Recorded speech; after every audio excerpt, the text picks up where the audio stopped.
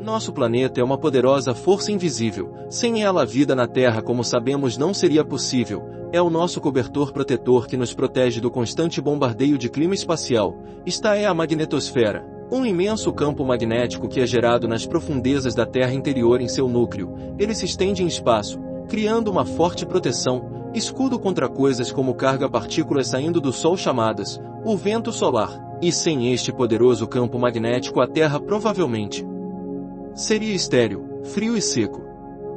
Bem-vindo ao Olhar Nômade.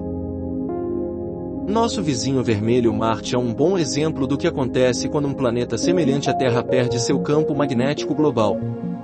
Nosso campo magnético é amplamente gerado por um oceano de redemoinhos superaquecidos de ferro líquido que compõe um núcleo externo da Terra, cerca de 1.800 milhas abaixo dos nossos pés, que é cerca de 2.900 quilômetros debaixo dos nossos pés. Apesar de ser essencial para a vida como a conhecemos, o campo magnético não é algo que possamos realmente ver ou ouvirmos em si, mas podemos ver seus efeitos na atmosfera da Terra na forma da impressionante exibição visual chamada aurora boreal. E agora, também podemos ouvi-lo. Pesquisadores do Departamento Técnico Universidade da Dinamarca pegaram um sinal magnético que sinaliza as frequências de rádio. A Agência Espacial Europeia pegou a missão satélite e os converteu em som. O resultado é uma estranha representação do estrondo do nosso planeta, o campo magnético e sua interação com uma tempestade solar.